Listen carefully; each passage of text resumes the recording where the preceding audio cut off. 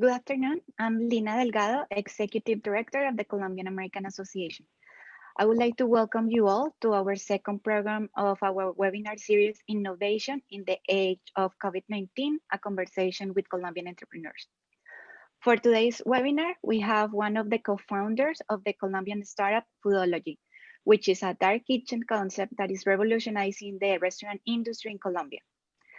Dark kitchens are reshaping the restaurant industry and how we eat by developing digital-only brands that don't need a storefront, front of house staff, or dining rooms. This is one of the latest trends in the restaurant industry, and it seems to be gaining popularity. The COVID-19 pandemic has changed the dynamic of the food delivery business since it has limited consumers' ability to dine out. These market conditions have further strengthened the case of dark kitchen, especially in Colombia, where quarantine had been stricter. I'm sure that you're going to enjoy this conversation with Daniela Izquierdo, the co-founder of Foodology. Daniela, thank you so much for being with us today. And I would also like to welcome our moderator, Marcela, head of a community of Ureeka, who will lead the conversation and share with us her views on the entrepreneurial environment as an investor and entrepreneur. Before we start the conversation with Daniela and Marcela, I would like to thank the Colombian American Association's team, Ivan Perea, Lauri Dominguez, Maria Alejandra Churi, and Linda Calvet for helping me to make this event possible. And Camilo Olaya, Director of the Industrial Engineering Department of the Los Andes University, for partnering with us for this program. Thank you so much, Camilo, and the floor is yours. Thank you, Lina. I will be very brief. I'm very happy to be here, and I want to thank the Colombian American Association for organizing these webinars, and also thanking for putting your eyes on the work of Daniela. And I want to thank also Marcela for moderating this webinar. And well, for us, it's just a reason of being very proud to have Daniela sharing her initiative with all the audience here. And we expect that she will inspire new students and many people, because this gives us reasons for being optimistic in these challenging times we are facing. So thank you again, Lina. Thank you again, Colombian American Association. Thank you, Marcela, and we are very proud, and I hope everybody will enjoy and will be inspired by the work of Daniela. And then I give the word to Marcela. Thank you again. Thanks, guys. Nice to see you.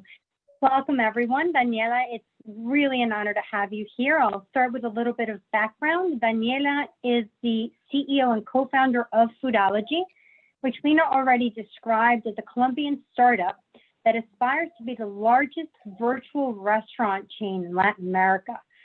At Foodology, she's in charge of managing the growth strategy, procurement, ops, finance, and IT. Before co-founding Foodology, Daniela worked at McKinsey & Company. Daniela has a bachelor's in industrial engineering from La Universidad de los Andes and an MBA from Harvard Business School. Welcome, Daniela. Hi, Marcela, and hi, all the team from the Colombian American. We just lost sound, Daniela. Invited me to this webinar. Can you hear me? I'm sorry, I don't know if I'm having a little trouble. Oh, awesome. Very honored, as Camilo said, to be a student from Universidad de los Andes from the Industrial Engineering program, and very happy to be representing both Universidad de los Andes.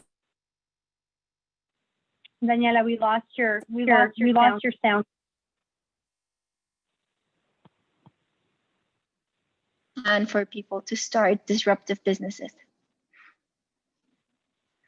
Lina, did you guys lose with Daniela, or is it just me? No, we couldn't hear Daniela at the beginning, so we should. Daniela, we're losing you intermittently. Oh God, let me see what I can do. I'm sorry for this. Are you guys hearing me okay now? Right now, you're fine. So just keep an eye out for my my signal if I can't hear you, okay? Got it. You know what I'm gonna do? I'm gonna take off my AirPods. And I don't know if this is better now. We can hear you. I'll let you know if it starts getting spotty. It's okay. Okay. Talking awesome. about innovation in the time of COVID, right? No worries. So Lina, I'm sorry. So Daniela, you were just talking to us. You were a student with Camilo, you said, right? I was a student with Camilo in a class, if I'm not mistaken, called Sistemas Dinámicos or something very related. It was a very cool class. He's an awesome teacher, and I think he's great now heading the department. Fantastic. So tell us, why don't we start with giving everyone a little bit of background about the program that got you so much notoriety at Harvard. You gave me a little bit of background, but why don't you tell everyone watching about the program and what made you go ahead and apply for this? Yeah, so I think the beginning of this whole story starts while I was doing my MBA at HBS. I think it's there when like I first got some of like that entrepreneurial spark inside me, thinking like I wanted to build a business, come back to Colombia and actually change the way some of the things here work. And at HBS, entrepreneurship is something that many classes focus on, and that we at HBS, they even have like a special center for entrepreneurs, and that's where they have these types of competitions or these types of like benefits for students, where they invite both people from like the VC world and ex-founders to be judges and to give feedback to entrepreneurs that are competing to basically have the most innovative or the most interesting business model. So this competition, the New Ventures competition, it happens every year, and it basically includes 3 different types of competitors. It has people who are current students at the MBA, people who used to be students like myself and my business partner and co-founder Juan Guillermo, and then people who are social impact entrepreneurs. So they have like basically 3 separate competitions for the 3 separate segments. It's 2 years ago, the competition was awesome because people come and pitch right at HBS, and all the students we get to see the pitch and vote, etc. This year, obviously for COVID reasons, everything was online. But even like thinking about the experience last year when I was still a student at HBS, I thought how wonderful would it be to like actually be able to participate in something like the New Ventures competition and get all this exposure to VCs and to other startup founders, and at the same time get some sort of like feedback and like some sort of someone validating my business model. Fantastic. So when did the idea first pop into your head about Foodology? Walk us through the process of thinking through the business model and saying this has potential, and then how you got to the point where you went ahead and got funding.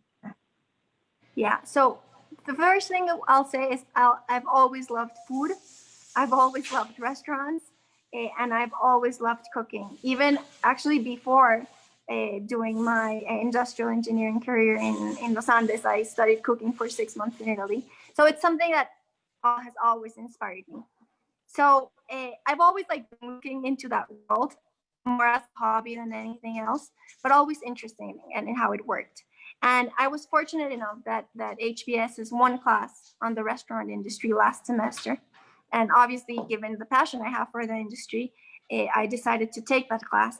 And that's where I started like building the idea of Foodology. I was also fortunate enough that my co-founder was also in that class. So we started thinking about it even from back then and there together.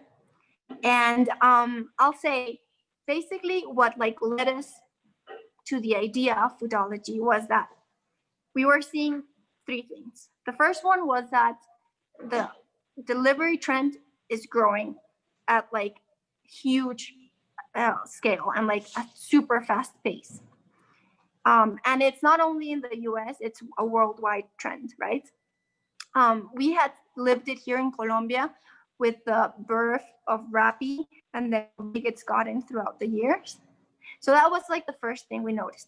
The second thing we noticed is traditional restaurants have done very little to like serve this new channel in a better way, or like with a better customer experience, and have done very little in changing their operations and changing the way they market themselves to clients. And that, what that has caused is for people to have not that great delivery experiences, because traditional restaurants are just trying to fit their original core business into a new delivery channel without actually giving it some thought. And then I'd say the last thing we learned about in that class was how hard it was to have a restaurant, and how hard it was to have good margins in a restaurant, how big the capital investment is, how risky the business is if you don't find the right concept, the right location, and like a bunch of other like variables that can make you easily and quickly fail. And taking all of this like into consideration, we thought, how can we build a different business model that better serves delivery clients, takes advantage of the like growth of delivery companies, but also like kind of makes what's not great about restaurants not a problem, like the big capital investments and the high risk. And that's how we ended up with the idea of Foodology. So basically at Foodology, what we're doing is we're creating virtual restaurant brands. That means these are brands that you can only find on the delivery apps or on like our own e-commerce. And we're operating these brands from what Lena mentioned, dark kitchens, which have a ton of names: dark kitchens, ghost kitchens, cloud kitchens. They're basically all the same, but basically what they are is it's a kitchen that has no storefront, does not like cater to clients on the store, and it's optimized in every way in its operations to be quick and to produce food that is really good for delivery. And by doing all of this, basically, we were taking advantage of the first two things we noticed, and then we were solving for things as high capital investments and high risk. And that's basically how the idea was born. It was interesting enough that at that point, when I started thinking about the idea, I still had in my head that I was going to do this as a side business, because I was going back to McKinsey to work as a consultant. And so was Juan Guillermo. He was going back to Boston Consulting Group to work as a consultant as well. But I feel that the more we got into the idea and the more we got into analyzing how big the potential of the market was, the more we were inspired to actually make this our full-time life mission. And that happened like right after graduation when we decided to do this. So what month, give me an exact time frame of the months that you're in at this point. So we graduated May last year, got back to Colombia, say June, July. And July was when we decided to start the company. It's still kind of like thinking that if it didn't work, we might go back to consulting.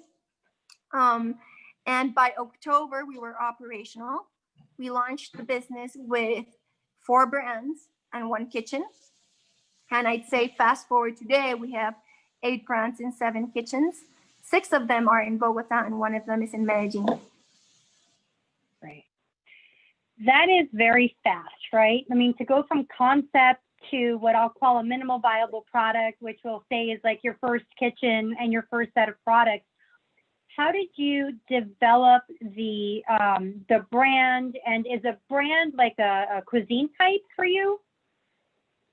So yeah, it was pretty fast, but we wanted kind of like to like learn fast, fail fast kind of mindset. So yeah, brand can basically either be like a cuisine or a cuisine at a certain price point. So I'll give you an example. When we first started, we decided it was crucial for Foodology to be super optimal in our asset utilization. So we wanted to have sales throughout the whole day. So we knew that we wanted to sell breakfast, lunch, and dinner, even though the breakfast market is 3% of the whole market. But we knew we wanted to be as optimal as possible. So we launched 2 breakfast brands, which you might think it might be the same cuisine, but actually one of our breakfast brands is more like an American kind of brand where we have things that are very trendy, like avocado toast and acai bowls and oatmeal pancakes. And then we have a more like Colombian brand where we have arepas and calentado and caldo. And we launched them at different price points because at that point we were just experimenting. And this is what we do at Foodology all the time. We're kind of like a brand concept laboratory where we're trying to figure out what is that's missing in the market and what is that consumers are looking for. So the Colombian brand was pretty massive, lower price, while the American breakfast brand, trendy brand, was high priced. The menu was all in English, which is something kind of weird in Colombia, but we wanted to make it like ultra trendy. Additional to those two, we launched a Tex-Mex brand that makes burritos and tacos. And we launched a salad brand, very inspired in like the sweet green concept in the US, which once we got back from Boston, Juan Guillermo and I kept craving and couldn't find a good offer. Fantastic. So you are now, operational in October.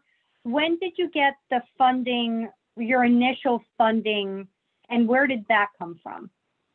So before being operational, we set out to get some funding, not like a huge amount, but something that would help us get us up and started. So we did family and friends, and we got also a private investor for like a small amount, but something that definitely helped us get off the ground and helped us get to the point where we had 3 kitchens. And Great. At that point was when we entered the New Ventures competition. And after that was when we said, this is the time for fundraising. And the New Ventures competition, was that a grant? Yeah, so we got a grant from the New Ventures competition, $75,000. But more than that, what we got was a ton of exposure to investors. And they were asking us like, when are you fundraising? And honestly, we were going to start fundraising late August, and this was April. And we were like, well, let's just jump on this momentum and start fundraising now. So you went from friends and family to some grant dollars, which allowed you to do your seed round, all within a couple of months. Yeah, within, I'd say like 8 months. Yeah. So just for the record, for everybody watching, this is an amazing and almost impossible experience, right? I mean, the acceleration that you guys had is so amazing. And what's interesting to me is that, Daniela, can you hear me? You're frozen. I can hear you. Okay, perfect. So now you're operational in October, and are you done with your seed round? I'd just like to get the timing right for everybody, because I think this is so important for any startup to understand the planning that fundraising typically takes. And sometimes, one thing hits after another and it goes beyond perfect, right? But then, which is where I was going with my question, so now you're operational in October. When did you get a sense that COVID was going to potentially start to affect the world, right? When did you and your co-founder sit down and say, uh-oh, something's happening? And what was that moment like for you?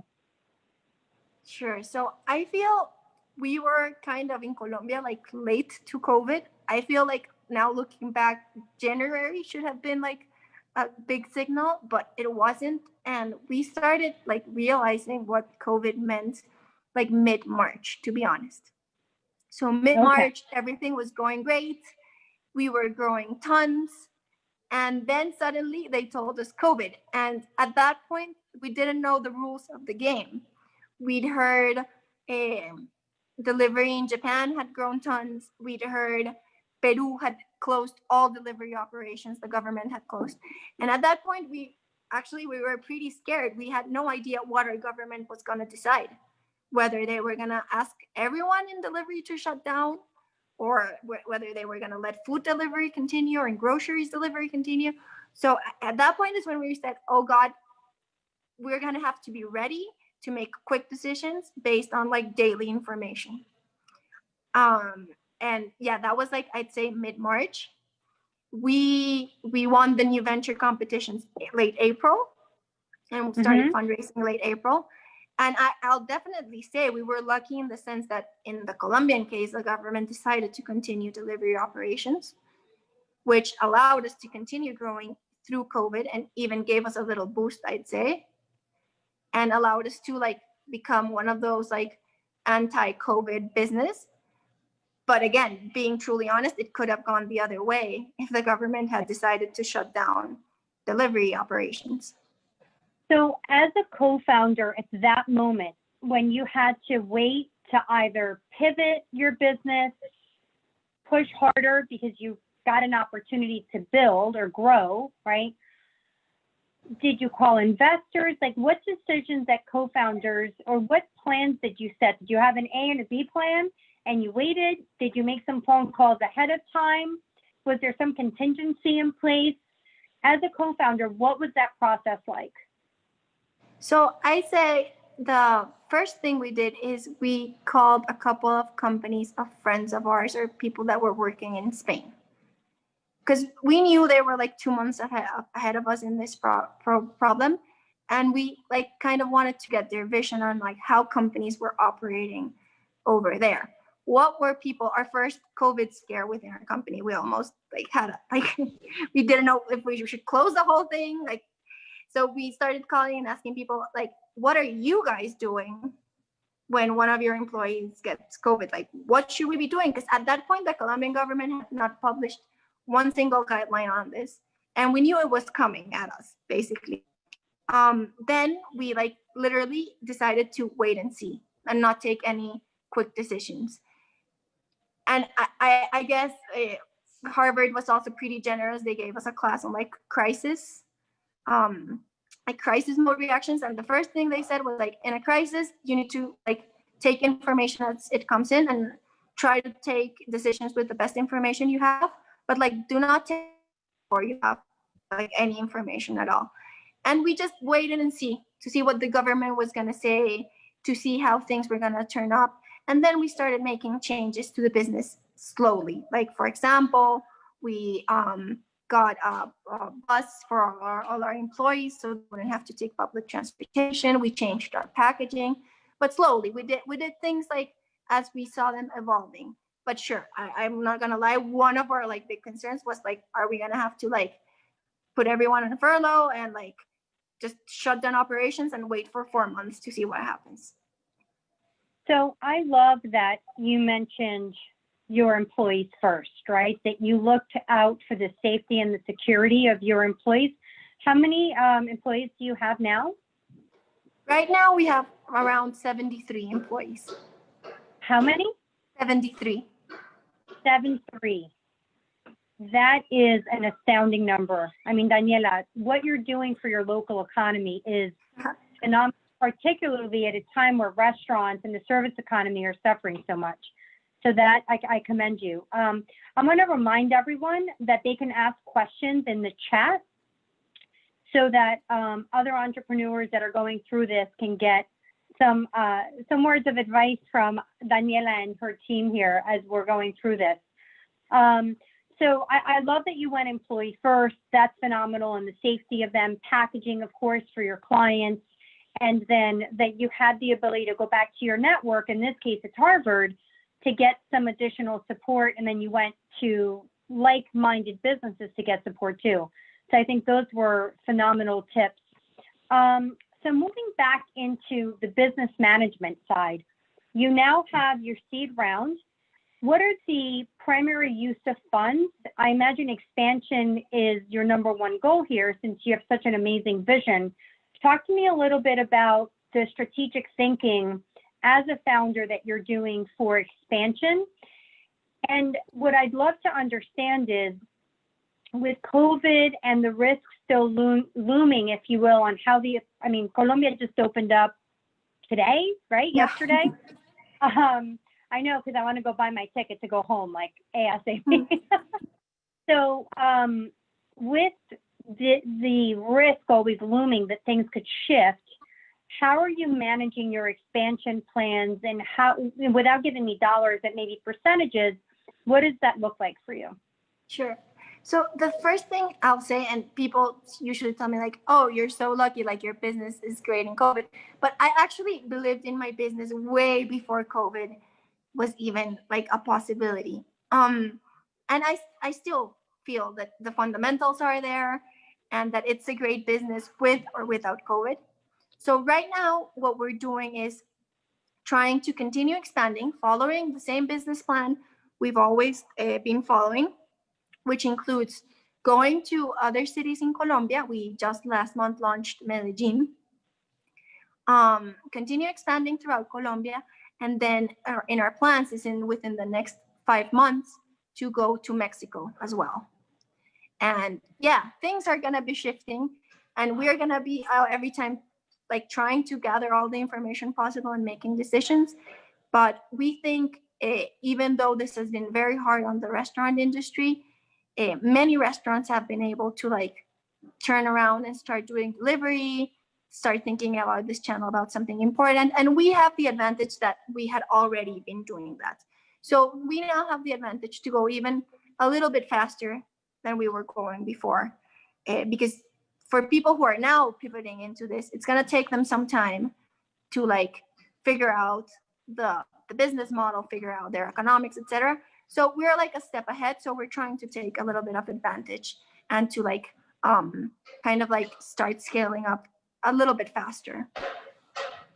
I mean, I just asked, what would be your advice to take the plunge to start a business idea? I'll let you go ahead and answer that, because something you just said is so important and ties really well into that question. So I'll let you answer it, and then I'll make a comment. Okay, so I think it's a big decision, and I'll be honest, it's a decision that was hard for me to take, because on the other side I had like the good corporate job, like stable job. So I say two things actually led me to take the plunge. The first one was that I was absolutely passionate about the industry I was going into. Like I was completely fascinated with the restaurant industry and the, like everything related to food. And I think that's super important, because as an entrepreneur, you end up working 24/7. It better be something you like and something you enjoy, because otherwise you're most probably gonna be very tired and very miserable. And then the second thing I'd say is I'm super passionate, but I'm also like pretty like a rational engineer kind of person. So I'd say it's very important to actually look into like the size of the market and what you can actually build and what the economics look like for traditional players, and not only like take the plunge based on like a passion, but also like actually take a moment to analyze how big the opportunity can be. Because I think you need a little bit of both. You cannot be an entrepreneur only based on numbers and, oh, I see a market opportunity, I'm gonna do it. Because you do need the passion, but the passion itself sometimes is not enough to build a good business. So for me, it's like trying to look for a mix of those two, like when it makes sense as in a business model, but also something that you are really passionate about. Agreed. And I think, Daniela, what you said earlier that ties into that, and that's why I was glad that question popped in, was you said, you know, I had my business plan, I had the fundamentals ready. COVID did not necessarily create the business, right? You were already heading in that direction, and you're following your plan. It's not that as a startup, plans don't shift. And again, being in crisis mode and waiting for something to change at a government level to potentially take you in a different direction, you can't help, right? But you did the homework, right? You did your fundamentals, you looked at your market opportunity. And I think and Ureeka, where I'm working, that's exactly what we teach, right? Is like, what's that fundamental thinking that you have to do to confirm that your business plan has a chance to make it, right? And so I love that you said that. We had the fundamentals, we followed the plan, and now we've got, you know, an expansion opportunity. What key performance indicators are you looking at, or, you know, what are your key metrics that you're measuring for expansion? You know, X% growth. You mentioned Mexico. Like, what decision process did you go through, and how are you tracking to those goals or those numbers? I think that's an important thing to explain to other entrepreneurs as well. Sure. So like going back into the business, I say our business is a business in which you need a lot of presence.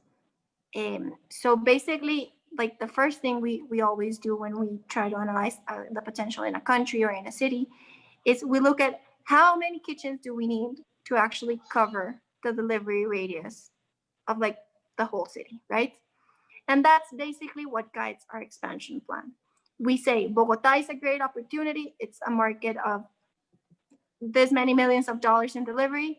And to cover it, we would need 7 kitchens, like in these different neighborhoods, to basically cover all of it. And the same analysis we've been doing for other cities in Colombia and for other countries as well. So our main KPI is the number of kitchens we have. And that's basically what like guides our expansion plan. Okay. Then within each kitchen, we definitely have metrics such as same-store sales, right? And metrics such as customer retention and like repurchase, and additional to that, a bunch of operational metrics.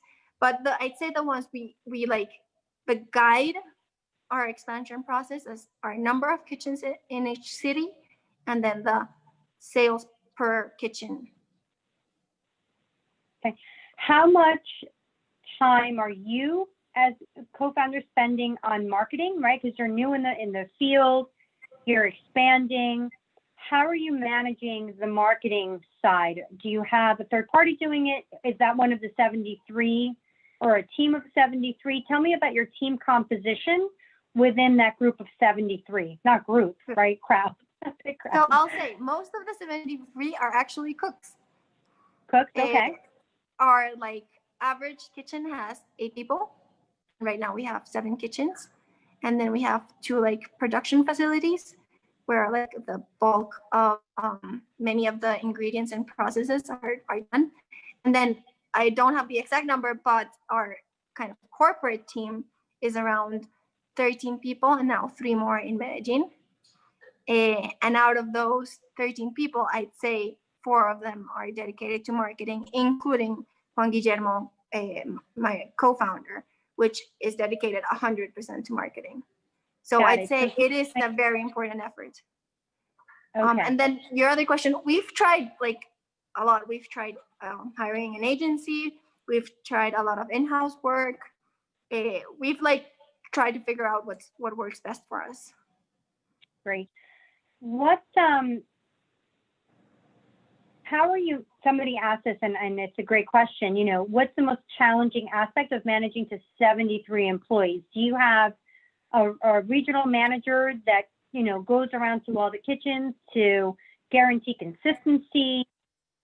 Talk to us a little bit about how you've set up success across all those kitchens and consistency and management.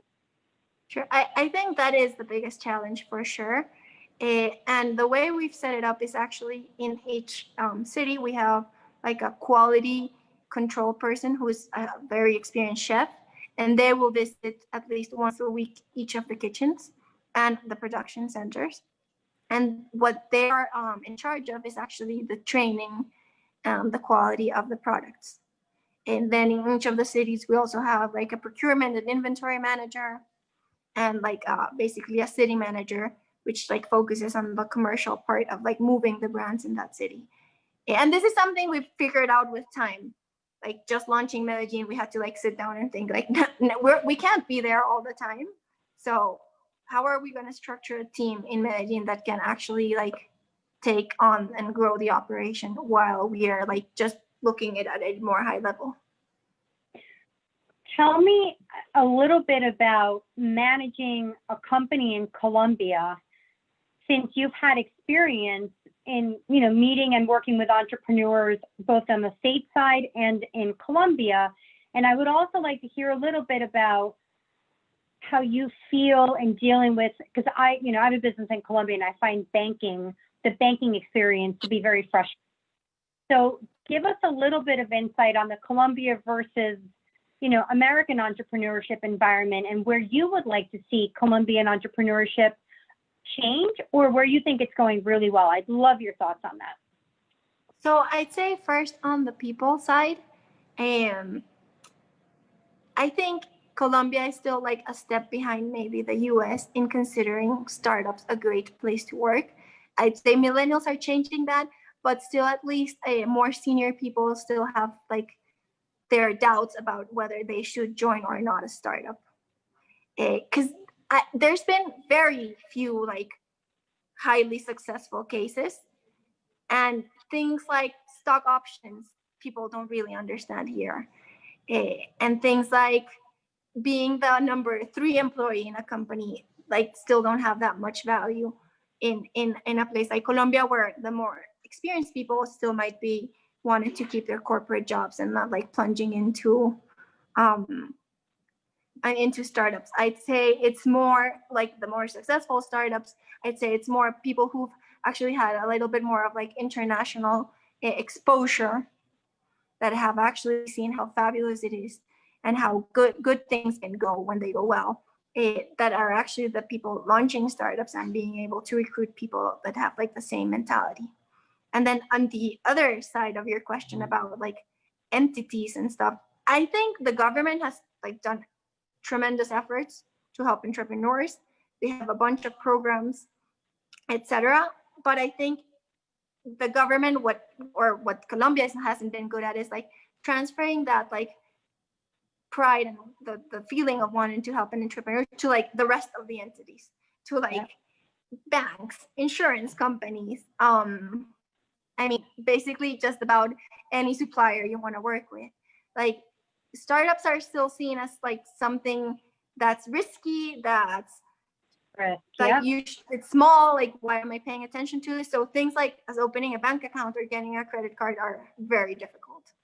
Yeah, I had the same experience, and having opened companies on both sides now, I keep saying to my operations manager in Colombia, like, you're kidding, right? Because there's so many hurdles. And I think this is another exciting opportunity for all of you, especially your company with, you're using apps, you're using technology to drive revenue, right? And when you're still dealing with older thinking on the corporate side, where you still have to physically go to the bank to do so many things, you still have to physically meet with people to do so much. I imagine that for a young entrepreneur, again, who's had experience on both sides, that's a very difficult thing. So I love your advice. I'm going to call it advice that Lina can take back to the government side around taking their initiative for entrepreneurs, and not just thinking about training the entrepreneurs themselves, but also all of the associated services that go with running a company. Exactly. It's like trying to make big corporations change their mentality about who is a good client, and like trying to like see potential clients. So things like, I don't know, like for example, lawyers or like legal services. In the US, like the top firms have like entrepreneur programs where your fees are waived until you raise your first like fundraising. And something like that in Colombia, you go and talk to like many of the like top law firms, and they're just like charging retainers that are like ridiculous for a startup. And it's like a lack of vision into my small clients today are going to be my huge clients tomorrow. Yeah. There's a great question in the Q&A. I'm going to skip over there to make sure we cover it, because we're about 20 minutes and I want to make sure we're involving everyone.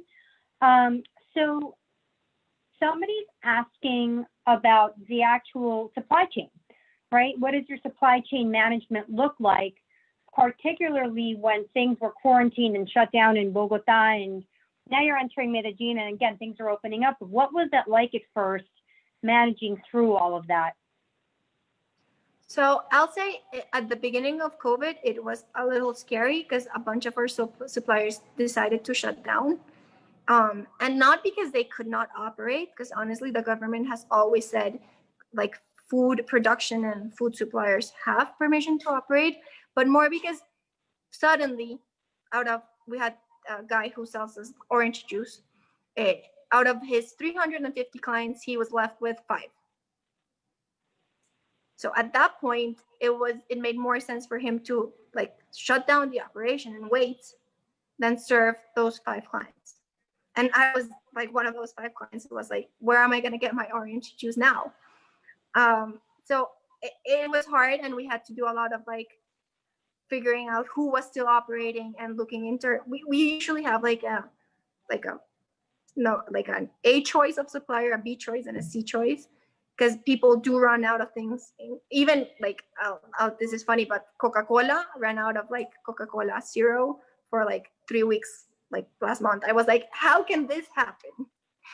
Like, are you kidding me? But I mean, you have to have a plan. You're out of toilet paper in America, so who knows? Exactly. So honestly, you have to have like other options and be prepared. So what we've done is we have like multiple suppliers for the same thing. Obviously, one that we work with the most.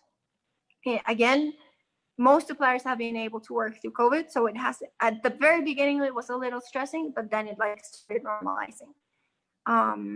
It's funny though, now that we're expanding to the rest of Colombia, trying to figure out which of those suppliers have national presence versus local presence, trying to like figure out how we're gonna kind of like keep standards and quality, having to change to other suppliers in different regions of the country. That's great.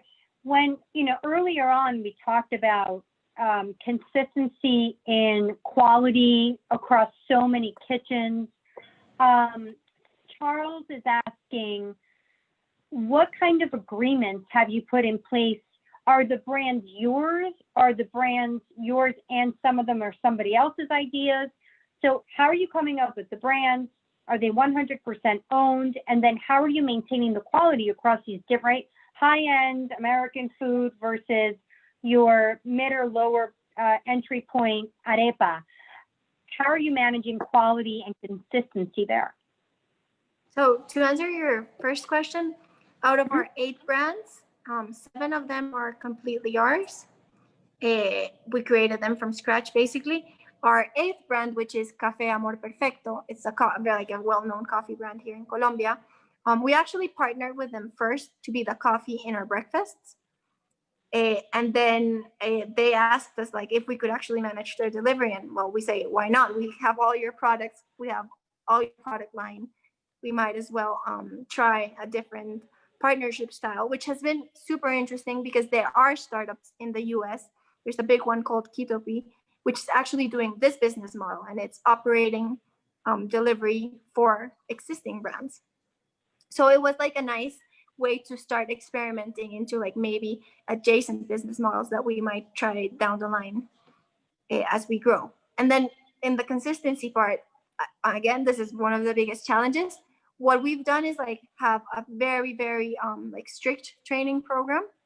People, when we open a new kitchen, all the employees of that kitchen start 1 month before the kitchen is open, and they go to existing kitchens and work there for a month before going to the new kitchen. At least in Bogota, every time we had a new kitchen, it was never 100% the new team. We like sort of mixed old people with new people and like try to like mix all the new ones within all the other kitchens. It's easier as now we have 7 kitchens.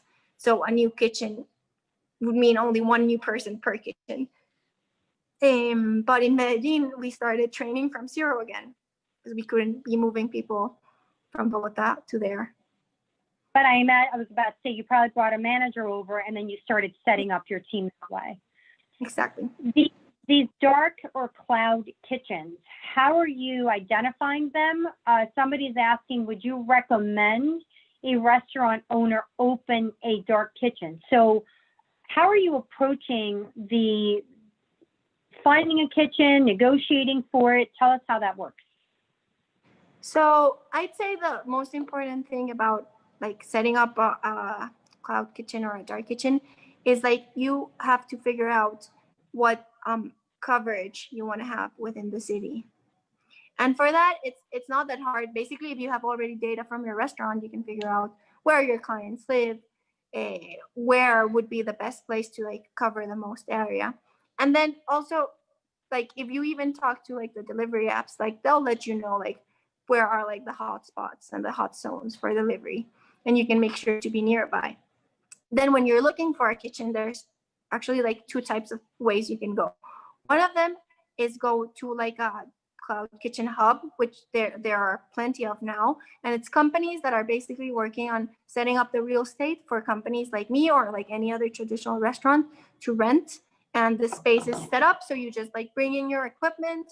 They thought about like the floor has to be approved by the health regulation, and they thought about the lighting, and or you can actually go a more traditional way with which we've also done, which is like find a real estate space anywhere. It doesn't have to be the most pricey street. It actually can be the ugly street within the cool neighborhood, because you don't need like foot traffic. And then just do like the minimal renovations you need to get it up and running. And that's like the two ways you can do it. I'd say I'd recommend restaurant owners to first, before even setting up a dark kitchen, completely use the capacity of their actual kitchens. But I will definitely say that they have to figure out a way to make their operation work for delivery, in the sense that they have to have a space where the delivery people come and pick up. So like change your layout in order to have that and not to bother your current customers who are coming to sit in. Change your inside operations to know who is gonna do the delivery orders and who is gonna cook the customer orders within the store. Because at the end of the day, you have like this invisible line of people, and other people are waiting, and you don't want to like create a bad experience for the dining in customer. And why do I say this? That first I would use all my capacity is because once you set up a dark kitchen, and say you are a restaurant that sells burgers, so basically you sell a lot Friday night and Saturday night, you might not be fully utilizing the dark kitchen you set up. And because your revenues come only from delivery apps, it might not be enough to like actually have a whole team there of people and like actually pay rent. So it kind of obviously depends on volume, but if I already had a restaurant, I would first use the kitchen I already have. That makes a lot of sense. Thank you for that. There's so many restaurant owners still, even here, just struggling to figure out how to get by. And even as things open up, because of the spacing issues, they're just not using their restaurant to full capacity. And I fear what those numbers will look like at the end of this. I want to get back to mindset a little bit. So what does your typical day look like? Are you working from home? Do you guys have an office space? Tell us a little bit more about the day-to-day of the corporate team. And particularly because, again, I was looking at a study that says that from Rockstart Incubator in Colombia, they said that most seed or pre-seed startups in Colombia are taking about 2 years to get things going. And again, you guys are an amazing case where you were able to move so quickly. So tell me what the day-to-day looks like during COVID, times of COVID for you right now. So we are every day at the office, to be honest, wearing our mask and everything, but we are every day there. Our office, interestingly enough, is we have like this big warehouse, and we have our production facility. We have one of our kitchens there, and on the second floor, and it's like a mezzanine, we have our corporate team. So we literally see everything that's going on. We see everything that's cooking. We go downstairs and see what orders are going out, how are they packaging them. At the very beginning, we brought all the training teams there so they could also like get to know us. And I'd say obviously it has changed somewhat my day-to-day from day one to now. Day one, I'd say, was highly operational. Like I've cooked things, I've packed stuff, I've dealt with couriers. I'd say for the first 8 months, maybe 10, my co-founder Juan Guillermo and I were every Saturday and Sunday working at one of the kitchens, as basically just to figure out if things were working out fine and how to like make them better. Now we, like last 2 months, we focused a little bit more on fundraising. But my day-to-day is every day at the office. I'm basically very in charge of ops, which includes procurement, inventories, and the actual operation of the kitchens. So I'm there daily, just looking, visiting kitchens, trying to figure out better ways to do things, and at the same time trying to push for growth, opening new kitchens. So the facility that you're working from is in essence your where you create, where your team gets together, where everything initiates, and then you're expanding across all of the other kitchens, right? Exactly. Okay. What are you doing to, somebody's asking, Nicolas is asking, you know, what happens, how fast are you catching bad performance? And if you've had that in the time you've been in business, how have you remedied that? Well, I guess I don't know if the question means bad performance as in like, so you mentioned a couple of KPIs, right? You mentioned retention, you mentioned quality. So when does that monitoring hit your desk, or whose desk does it hit? And what happens for you as a co-founder or a manager to then go remedy that problem? Of course. So I'd say the KPI we follow the most to like see if things are working or not is actually the like the same store sales, which we actually check daily, to be honest. And once we start seeing a trend, we like take it to the whole team, especially the marketing team, and try to figure out what's going on. And we also take it into the operational team and see, is it the waiting times are too long? Are we getting too many complaints? Did we somehow lose rating on the app? And then is that what's going on? So basically that's where we try to correct, but it's like we see it when we react based on sales. Okay. So anything that starts to drop off, that's where you're going to go and hone in to see what's going on. Exactly. Have you had a lot of that? Do you have stories to tell or not yet? So definitely the first 2 weeks of COVID, we had a drop in sales of 40%. Weirdly enough, then it was a ton of growth, but the first 2 weeks of like COVID announced by the government with quarantine, I think people had no idea what to do with their lives. Like they went to supermarkets and like bought the whole store, and then they had a ton of food in their house. They didn't know how long this was gonna last. They obviously the first 2 weeks tried to cook everything for themselves and then realized they don't have the time to do that. But those first 2 weeks, we definitely, like when we saw the drop, we went directly into like, what are we gonna do? So for example, we launched a kind of like what we call our COVID brand, which is like very like home comfort food style, which is like on the lower price, cheaper, to like try to compete with home cooking. We invested a little bit more on marketing. We started talking to companies to see what they were gonna do now about like the employees usually maybe got their food at like the company cafeteria, like what were their thoughts on that now?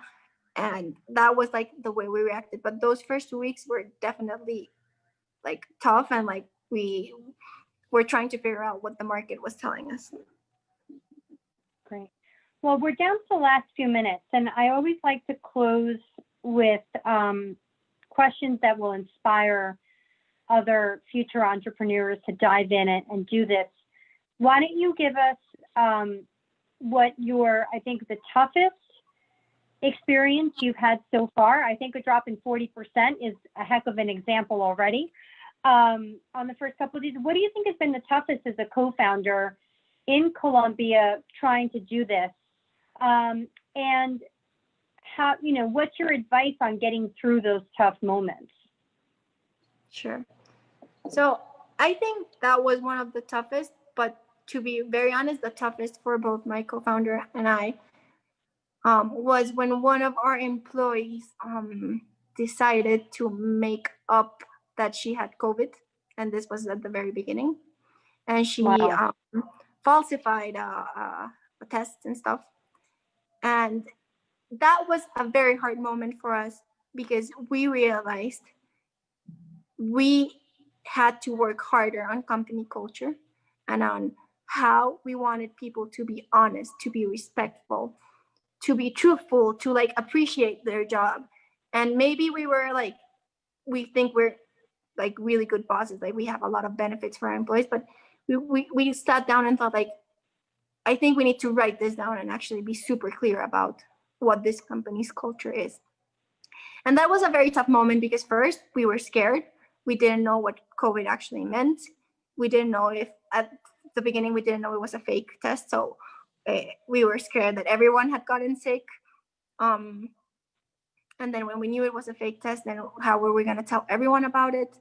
And it was a very hard moment. Like we couldn't sleep. Like for 2 days, I think neither my co-founder and me, we truly could not sleep trying to like get our heads around first the possible chance of like one of our employees having COVID and our like lack of knowledge in the subject. And then second, when we figured out it was not true, like how could someone do this to us, like to their company? But yeah, that was like a big I'd say disappointment that was, I'd say, our toughest time for sure.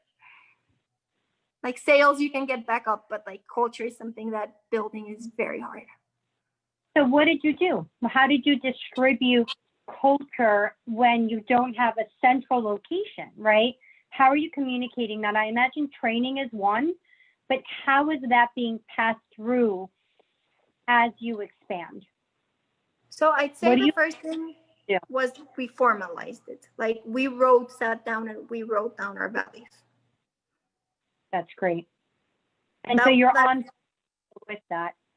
Yeah. And then we actually talked to everyone and told them about our values. And now it's the first thing we do, or like we even have a video now.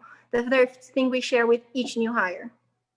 Now they're in each of the kitchens printed on and stuck on their wall. And we try to like basically live by them and take our decisions on them. But I think just even writing them down and letting everybody know what they are made a big difference. Well, Daniela, thank you for being brave enough to create this company for the jobs that you're providing in our country. It's really exciting to see young entrepreneurs build their future empires inside of Colombia. We're really excited. If people want to order, what is the website and where do they find you? So if you want to order today, the best way to find us is on Rappi. And our top 3 brands are Burritos & Co., Brunch & Munch, and Avocalia, which are the Tex-Mex brand, the high-end breakfast brand, and the salad brand. I really recommend them. Well, I look forward to trying it out when I go to Medellin in December. Lina, thank you for having us. Thanks, Lina. Thank you. Thank you, you and Marcela, that we have an amazing conversation. And the purpose of this webinar series is to inspire another entrepreneurs and other Colombians that they want to make a change, not just in COVID-19, but in the world during all their career. I'm hungry now. I wish I could be in Bogota or Medellin so I can please order from one of your restaurants. And I hope to have you, Daniela, again soon, so you can give us an update of what is happening with Foodology and what is the expansion that you mentioned in Mexico, that it could be another great program. To all the participants in our webinar, thank you again. Our last webinar for this series of innovation during COVID-19 is going to be on October 5th. We will have a conversation with the founders of the Colombian startup Harper, which is a digital hospital. Hope you can join us. And again, thank you, Marcela, Daniela, and everybody who joined us today. Bye. Hi, Marcela and Lina. It was a pleasure meeting you. Bye. Bye-bye.